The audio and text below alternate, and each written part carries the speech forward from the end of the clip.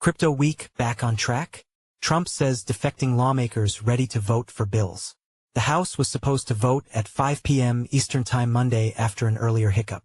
The House of Representatives is done for the day and won't be voting on a procedural motion to advance a trio of crypto bills, but may vote early Wednesday to advance the legislation.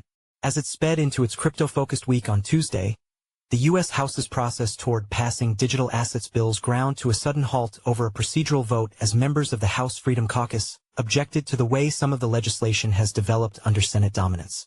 The misfire on the procedural vote quickly hit the crypto markets over uncertainty about the good news expected this week, when the House was expected to pass two of the industry's top priorities. The legislation still has strong, bipartisan support, suggesting the procedural mishap may be overcome as a further vote was scheduled for later Tuesday afternoon.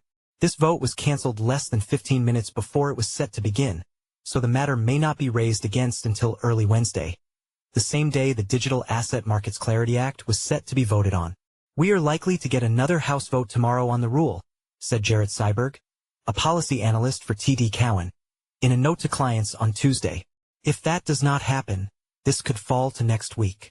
U.S. President Donald Trump urged Republicans to vote in favor of the rule earlier Tuesday in a post on Truth Social, saying passing the Genius Act on stablecoin regulation would help keep the U.S. ahead of other countries in crypto development. In another post late Tuesday, he said he met with 11 lawmakers who all agreed to vote in favor of the rule. Though a timing was not immediately set, Trump said the procedural vote should happen as early as possible. "We still expect the House will pass the Genius Act because President Trump is pushing for its enactment," Seiberg said.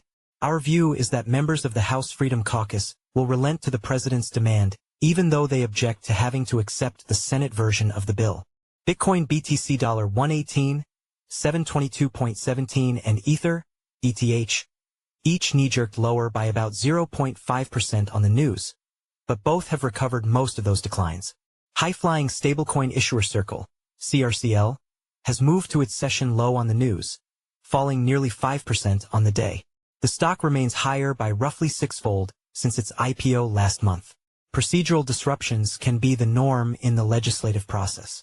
As the Genius Act headed toward passage in the Senate, a group of Democrats slammed the brakes to object to certain provisions and force more discussion. It's uncertain whether a similar delay could be forced by unhappy Republicans on this week's bills.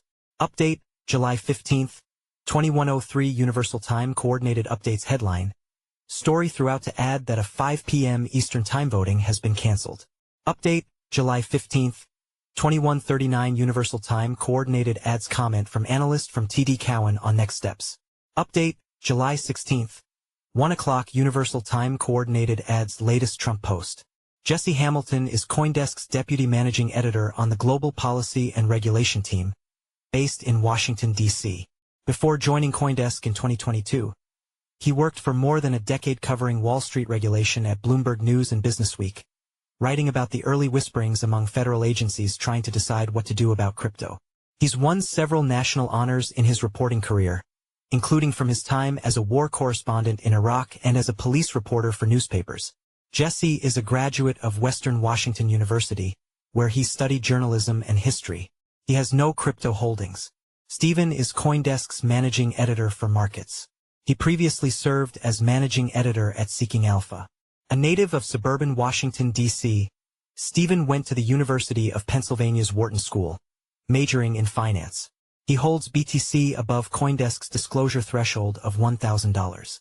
Nikoleshta is CoinDesk's managing editor for Global Policy and Regulation, covering regulators, lawmakers, and institutions. He owns less than $50 in BTC and less than $20 in ETH.